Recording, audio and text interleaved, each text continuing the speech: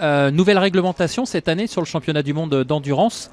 Les ravitaillements vont être plus stricts dans la mesure où il n'y aura que 4 personnes, si on a bien suivi, pour ces opérations. Qu'est-ce que ça change dans votre organisation? Je parle de la vôtre, mais en général. Ça change qu'il n'y a plus personne pour récupérer la roue avant et la roue arrière. Donc il faut faire des supports, que ça fait encore plus de matériel sur la pit lane, avec moins de personnel.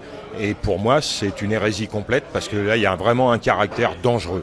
Alors bon, chez les teams officiels, on est quand même bien organisé, mais je me mets à la place d'un pauvre team privé qui doit construire des bouts de briques et de broc. Et sur la pit lane, moi j'ai vu pour l'instant un peu n'importe quoi.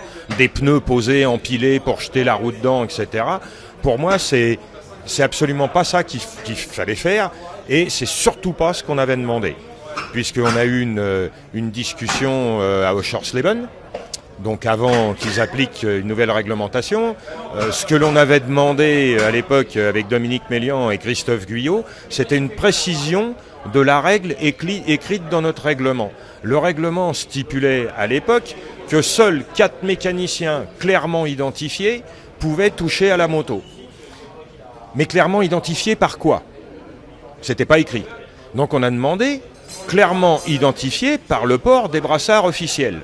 Parce que bon, il y a eu des petites dérives du règlement cette année, donc il suffisait de préciser par le port des brassards officiels. À partir de là, s'il y avait une 5e personne qui faisait un mouvement, mettre une roue sur la moto, c'était facilement identifiable, et dans ces cas-là, les sanctions étaient applicables. Non, ils ont décidé de faire autrement. Pour moi, je trouve ça très dangereux. En plus, on a pu assister à quelque chose d'assez troublant au briefing des team managers, puisqu'il y a un team privé qui a posé une question qui était loin d'être stupide, qui dit, mais voilà, il dit, moi, si j'ai 5 gars qui veulent sortir, en plus des 4 mécaniciens intervenants sur la pit lane, mais qui ne touchent à rien et qui sont là juste pour regarder, ils peuvent. On leur a répondu qu'ils avaient le droit. Donc, je pense que le règlement est absolument pas cohérent, parce qu'on nous retire du personnel qui faisait que réceptionner la roue pour que ce soit pas dangereux, qu'il n'y ait pas des roues qui partent dans tous les sens. Et maintenant, si on veut, on peut mettre 20 mecs, 20 personnes autour de la moto, dès l'instant qu'ils travaillent pas, qu'ils touchent pas. Je vois pas, pour moi c'est un non-sens. On retire du monde ou on n'en retire pas. Donc effectivement, moi je suis archi contre cette règle-là. Alors, concrètement, maintenant, dans la pratique, quel est le déficit? Parce que j'imagine qu'il y a un déficit en termes de temps. Alors, on va peut-être perdre une seconde.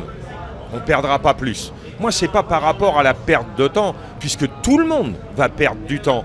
Mais on va avoir des roues qui vont aller circuler sur la pit lane avec des disques bouillants. Et pour moi, ça, c'est inconcevable. C'est trop dangereux. Trop dangereux. Nous, on n'est pas en voiture. En voiture, ils sont très peu au moment du ravitaillement, mais les roues de voiture, une fois qu'elles sont retirées, elles restent droites.